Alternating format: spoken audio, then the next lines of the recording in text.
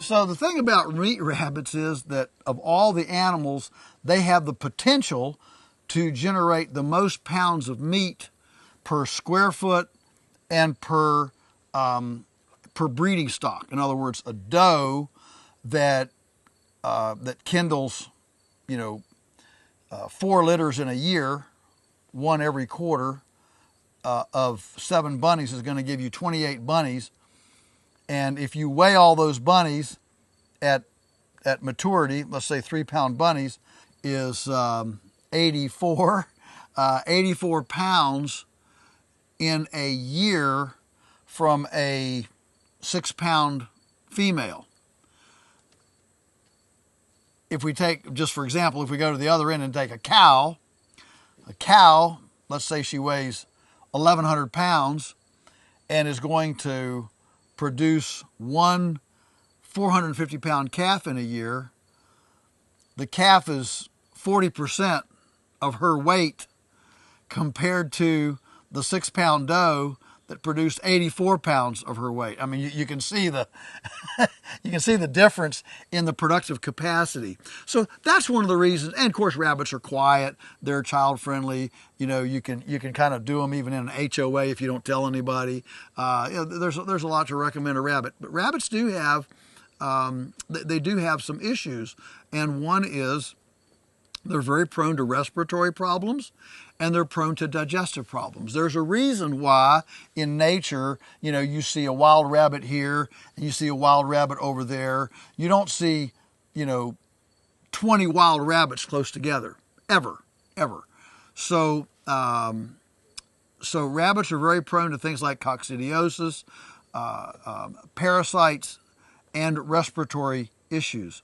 So while they can be extremely prolific, the idea that, rabbits automatically produce all this stuff is just not true. There's definitely fragility in the rabbit. So you want a very well-ventilated area. For example, a rabbit needs, I think it's like, 8 changes of air a day. A chicken only needs 4. Just to give an example of the difference in air circulation you need around the rabbits.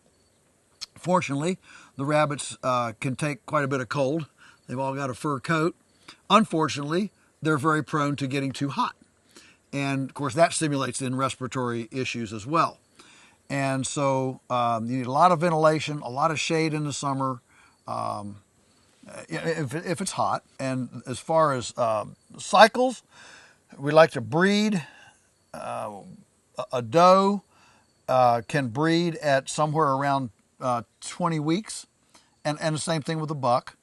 We want them to be mature, and then we can, commercially, they breed about, for about 6 litters a year.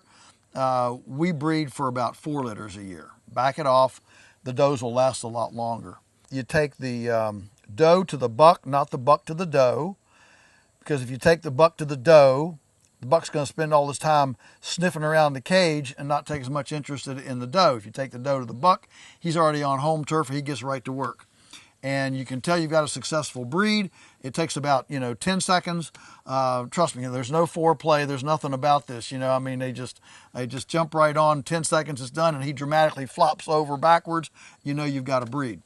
A doe is in heat about 21 out of 28 days. So it's, they're, if nothing happens, then just wait a day and do it again. Once they have babies, we want to wean at about 6 weeks, and then we can process normally around 12 weeks, which again, a little longer than commercial, but we put them outside on grass in portable shelters with a slatted bottom on them, and they can't dig out, and they'll pick up 60% of their diet off the grass. It's the rabbit is the one thing that of all these small animals that will pick up a whole lot off the grass. A lot of the commercial rabbits will not handle forage very well. They'll get diarrhea. In fact, when Daniel started with his, he had, for 5 years, he had 50% mortality.